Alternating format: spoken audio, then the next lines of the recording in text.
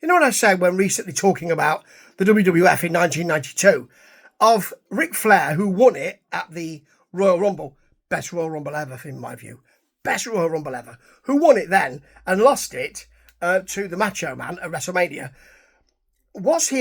He was a transitional champion, wasn't he? Really, because they thought that Hogan was going to be the person who would challenge, and then they decided. Then I think Vince McMahon decided not to do that.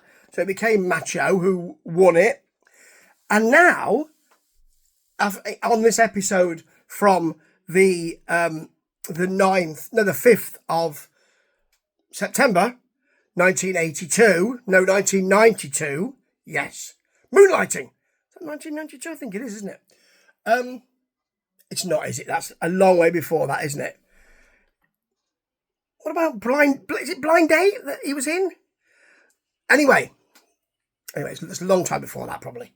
But anyway, on this episode from September 92, after SummerSlam, the SummerSlam at Wembley Stadium, folks, when Macho retained the title when facing the Warrior, it's a terrible match, that.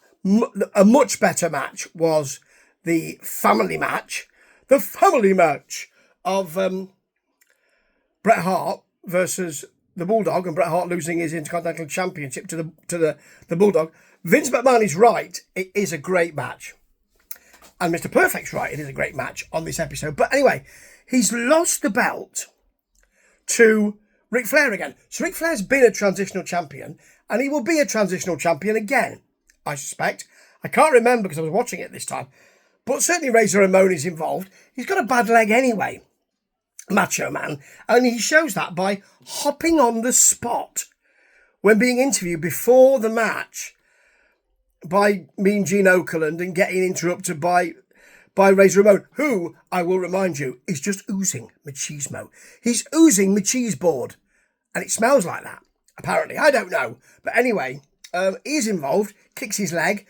I mean, his leg was already damaged, and of course he will fall to the figure four, won't he, which is the finishing maneuver from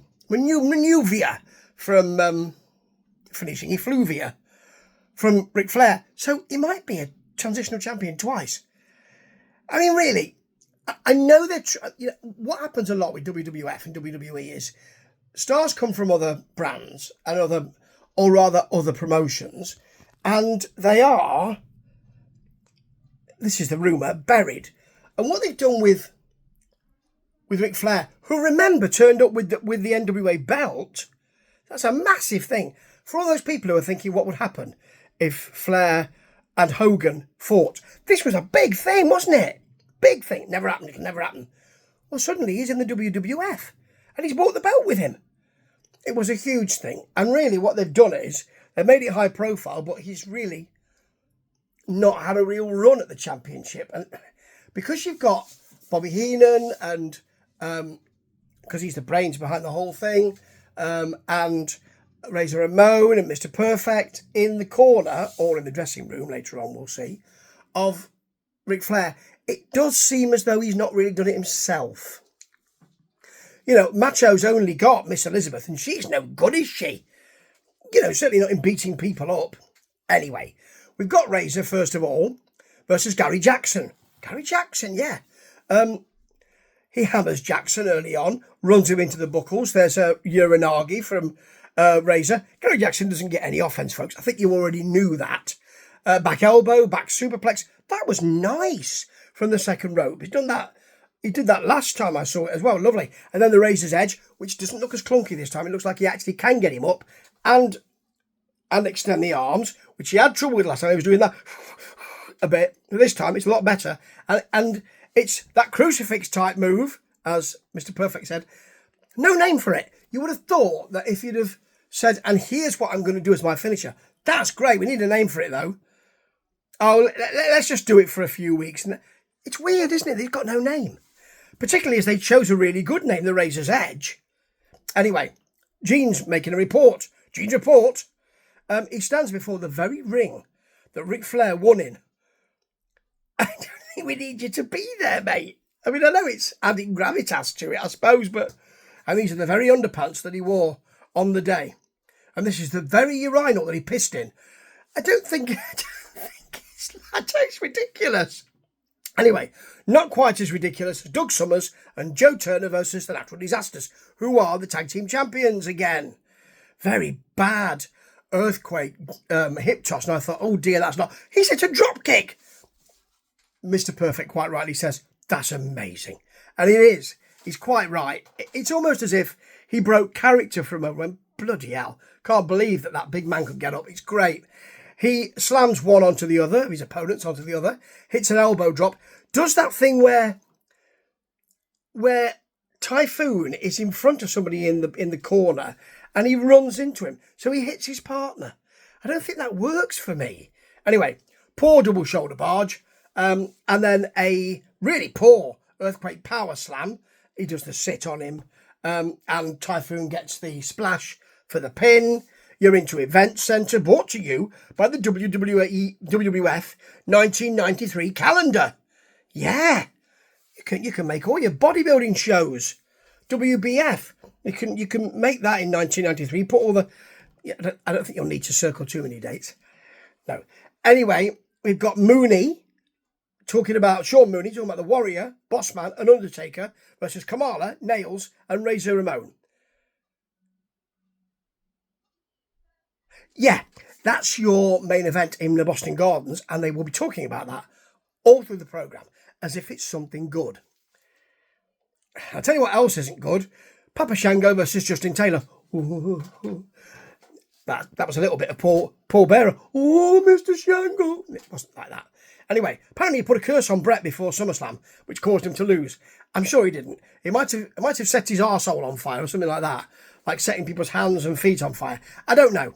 Or it might have been just a really bad curry. I don't know. Anyway, Shango gets some shots, runs Justin Taylor into the buckles, clothesline, slam, a high elbow drop, which is nice. He then screams to his gods or whatever, gods of voodoo, I presume, and that nice shoulder block, a breaker, but it's not really a pinning predicament.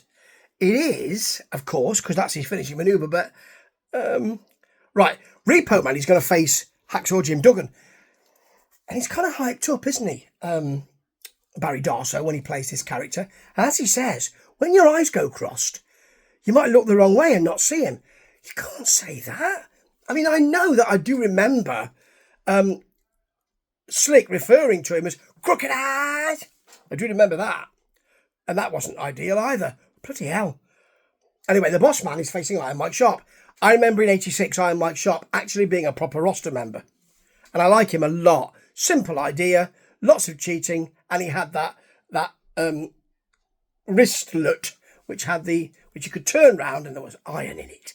A bit like the idea of Greg the Hammer Valentine with the figure four. Anyway, you've got a leg drop to the Twig and Berries, both Twig and Berries, from Mr. Bossman. A shot on the outside when he bails, a poor clothesline and a poor slam. Sharp bails again, goes to the eyes. Really like his work. He's such a great heel, I think. But there's a back body drop from the Bossman, and then that sort of poor Uranagi Bossman slam thing he does for the pin. It weren't good, and even Iron Mike Sharp couldn't make it good, and that's a shame. Right, we see Flair in the dressing room, very overexcited. Here comes Heenan, here comes Razor. They're all laughing in that kind of really, okay, laugh. Ha ha ha ha ha ha ha ha ha ha ha ha ha ha. Woo! Ha ha ha ha ha. That sort of thing. It's bloody awful. Right, Greg Brown and Red Tyler will be facing the Nasties. Now, when I think it's Sags, or is it Knobs? I can't remember. When he's had his way in the wrestling ring with Red Tyler, he throws him over to his corner, and he has not got a wedgie. I don't know if he gave him one of those or whether it just happened, but it can't have been. It must have been a bit painful. So you got the gut wrench, a gut wrench dump really from Sags, a pit stop, Pity City, and all that. An elbow drop, a double DDT for the pin. That's very nice, and that's your wrestling done really. Smith and Michaels, but Dave Boy Smith and and Shawn Michaels will be fighting for the Intercontinental Championship. And I don't know if Michaels wins it at this point. Whether he's a transitional champion as well. Davey Boy. As he says, you're a great wrestler, but I'm better than you because I'm the champion. Well, it doesn't necessarily work that way, because you face somebody on the day and there might be somebody in the wings who's better. I mean, I hate to say this to you, but it doesn't necessarily follow. It might just be that you caught somebody on their off day and there's somebody who's better. See, that's the way it works. Anyway, this was bloody awful, but I like it because it's part of my childhood. I say childhood, I mean adulthood. That is how long I've been watching wrestling, folks. Since the 70s. Couldn't I find something better to do? No! Ta-ta.